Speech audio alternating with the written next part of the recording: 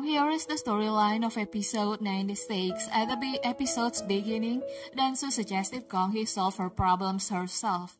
He said she is a strong girl, advising her not to worry too much about others. Gong-hee asked what she should do if she can't even fix herself. Dansu said she knows her own strengths best. She is good at fighting back against those who hurt her. Gong-hee laughed but didn't share her troubles. She planned to go home to Min-ki's family, but Myung-ja asked her to stay that night. Gong-hee slept in Myung-ja's room. When Myung-ja slept, Gong-hee cried, saying she was having a hard time. Meanwhile, at Min-ki's home, Juri told Min-ki that Gong-hee wouldn't be coming home that night because she was staying at the main family home. Juri thought they were fighting and that Gong-hee hadn't told Min-ki, but Min-ki said that Gong-hee had told him earlier at the office. Min-ki went to his room. He tried to contact Gong-hee, but there was no answer. Then a text from Gina arrived, saying Gong-hee had visited her. Min-ki immediately contacted Gina to ask what she had said to Gong-hee. Gina told Min-ki that Gong-hee was shocked to hear that Gina and Min-ki had lived together. Min-ki sighed and told Gina they should talk tomorrow.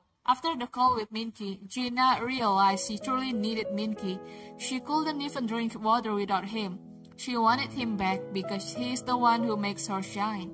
The next day, Gina and Min-ki talked on the rooftop. Min-ki said he has no other way if Gina continues acting as she pleases. Gina asked what he'll do if she continues. She said he's bound by a useless sense of responsibility, so she can't just watch. She has to do something. Min-ki asked about Gina's plan. Gina said she told Gong-hee they used to live together. Last night, Gong-hee came to see her, not for that reason, but to confirm if Min-ki and Gina were together 2 nights ago.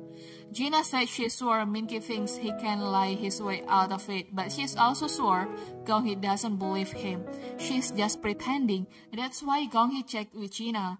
Min-ki was frustrated. He asked why Gina told Gong-hee.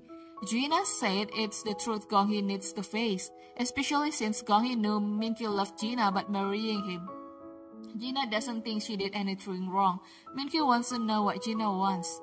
Gina quickly said she wants Min-ki to divorce Gong-hee and came to her.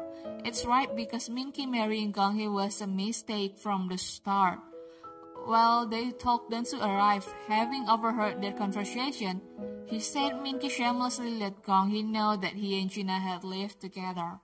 Min-ki tired warned Dansu not to interfere, but Dansu said that since Gina, Min-ki's ex-girlfriend, was involved, he could be too. He warned Min-ki again not to make Gong-hee cry. Gina smiled sarcastically, saying it's great to be Gong-hee because she has Dansu defending her. Dansu asked, "Do you think this is funny? I knew from the start that you were trust, but being fine with hurting others make you the worst person." Dansu left. Separately, Audrey visited Chairman Huang's house. She brought mangoes because Dansu said Chairman Huang likes them. But Chairman Huang threw it away. Audrey tried to stay calm, explaining Dansu asked her to visit. Chairman Huang refused to accept Audrey as Dansu's mother, reminding her she left Dansu 20 years ago. Audrey said Chairman Huang couldn't change the fact that she is Dansu's mother. Chairman Huang accused Audrey of killing Haejun and threatened her. Audrey asked if Chairman Huang wants to separate her and Dansu. Chairman Huang said she won't let Dansu go down the wrong path because of Audrey and will never accept her as family.